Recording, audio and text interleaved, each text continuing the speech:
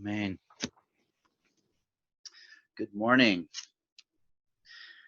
This parsha contains one of the most troubling mitzvot in the entire Torah, Mechiyat Amalek, the command to erase the memory of Amalek from the face of the earth.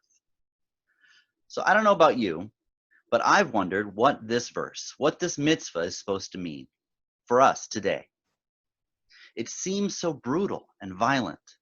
How could the same Torah that teaches that humanity is created in the divine image also command us to wipe out an entire nation? And furthermore, today, when there is no nation of Amalek to speak of, how are we even supposed to relate to this mitzvah? Do we just say that it's a remnant of the distant past, an archaic mitzvah that holds no relevance anymore? Or is there something fundamental about this mitzvah that still holds meaning and importance for us, even today?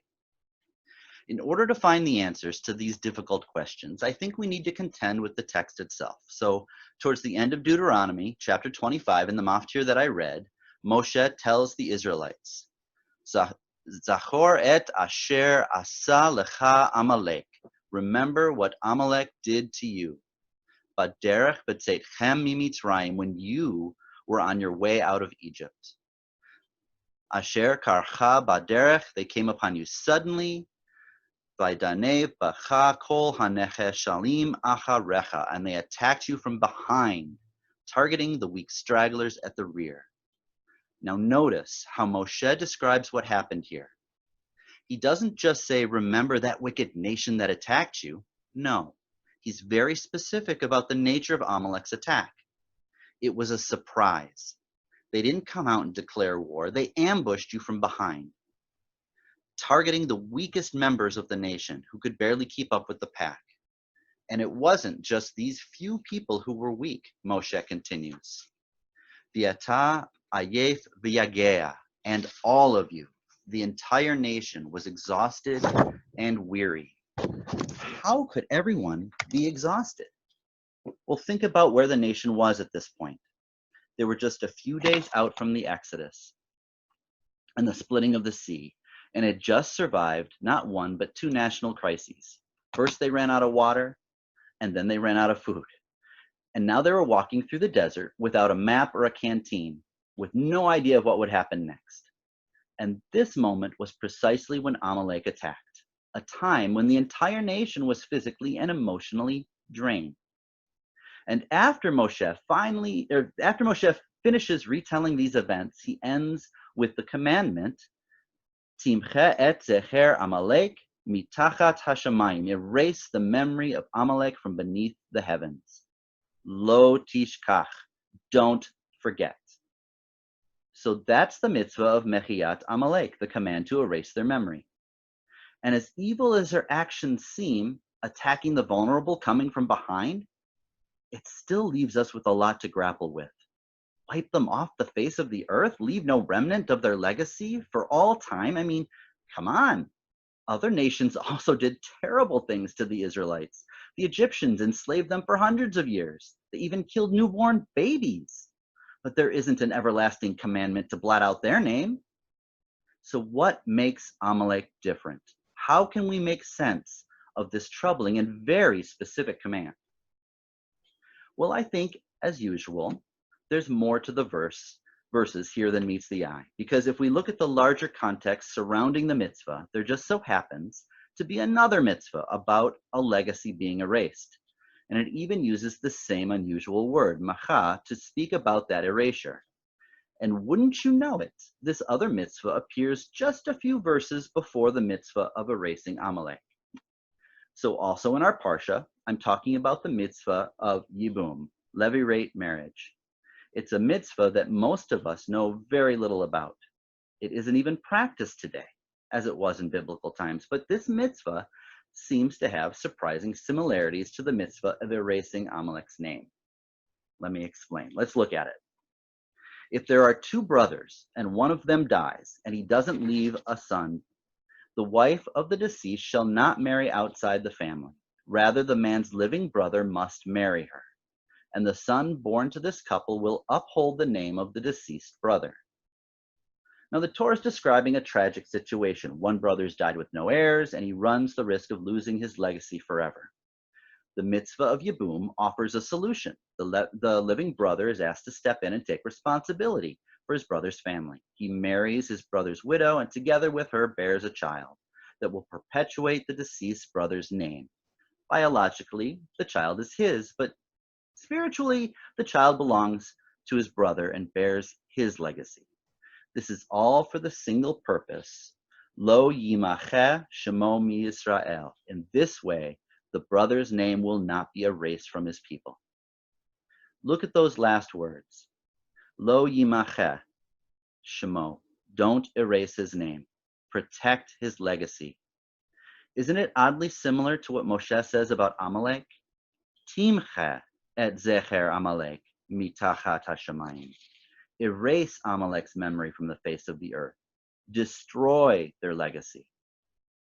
Okay, so these two mitzvot are right next to each other, and they seem to be speaking about similar ideas, using similar language, macha, to erase a legacy, and it really does seem like they may be somehow connected to one another, but one word isn't really enough to draw conclusions from, is it? So, if we think a bit more about these two mitzvot, there may be more that they share in common. Because remember what Moshe emphasized about Amalek. What was so particularly cruel about their actions? Amalek uses Israel's vulnerability against them as a point of attack. Now, does that relate to Yibum in any way? Let's consider the situation. There's a death in the family that leaves people in a vulnerable position. First, there's the widow of the deceased brother. All of a sudden, she finds herself on her own with no husband or heir to the family name. Likely, she has no job, no way to provide for herself. And with Yibum, God commands the living brother, take care of this vulnerable woman, provide her with a home and a family. Now, her vulnerability may be debatable, certainly through our 21st century cultural lenses. I don't want to argue that, but there is someone more vulnerable here, the deceased brother himself. He is in the most vulnerable position. He's incapable of doing anything for himself anymore. He's dead. So whatever remains of his legacy is left entirely in the hands of others. And here the Torah commands, commit yourself to your brother. Take responsibility for his legacy. Support him in his most vulnerable moments. Both of these mitzvot, Yibum and Mechiyat Amalek, are talking about people in a vulnerable situation. Amalek attacked vulnerable people, and Yibum is all about protecting vulnerable people. And they're both discussing a legacy being erased, or potentially erased, and they both use the same word, macha, erasing. But what are we supposed to make of this connection? The mitzvot themselves are worlds apart from each other. One is about a family struggling to keep its legacy intact, and the other is about a nation that once upon a time attacked Israel. Despite their similarities, it's still not clear what these mitzvot have to do with one another. But stay with me. I'm not finished yet. Because there's one more piece to this puzzle. You see, these verses in Devarim are Moshe's retelling of the story of Amalek. But the story itself, when Amalek actually attacked Israel, was way back in the book of Shemot. And we need to go back to that original story to understand the mitzvah of Mechiyat Amalek and what it really has to do with Yibum. So once we see how these mitzvot are linked in a more essential way, I believe we'll also be able to address those first questions I asked. What is Mechiyat Amalek really about, and how are we supposed to address it or relate to it today? So turning to Shemot chapter 17, as we said earlier, the Israelites had just emerged from the splitting of the sea and were beginning their journey through the wilderness. And all of a sudden, Amalek attacks. And here we get a lot more details about the battle than we did in Devarim. First, Moshe turns to Joshua to lay out the strategy. He says, Joshua, you lead the forces here on the ground. I'm going up on the mountain together with Aaron and Hur. And while Israel and Amalek's armies are facing off on the battlefield, the real battle was taking place on a whole different plane. V'haya ka'asher yarim Moshe yado. Whenever Moshe lifted his hands, v'gaver Yisrael, the Israelites were able to overcome Amalek in battle. But when he'd let his hands go down, Amalek would prevail. For some unexplained reason, Moshe's raised hands determined Israel's success on the battlefield. But then things take a turn for the worse as the battle carries on. Vide Moshe kivedim. Moshe's hands became heavy. He couldn't hold them up anymore. And this is where Aaron and Hur come in. They bring a stone for Moshe to sit on. V'Aaron v'Hur tamchu b'yadav. Mizeh echad u'mizeh echad. They stand on either side of Moshe, supporting his hands and holding them up in the air. In this way, Moshe's hands remain steadfast until sunset, allowing Joshua and the Israelites to defeat Amalek. So we have two stories about the battle of Amalek, one here in Shemot and the other in the book of Devarim. In Devarim, Moshe said that Amalek attacked the weak and the vulnerable, the Haneche Shalim, the stragglers, the nation who was Ayef Yageya. They were weary and exhausted. And here in Exodus, we see that it wasn't just the Israelites who were tired and weary. Moshe also grew tired and weary.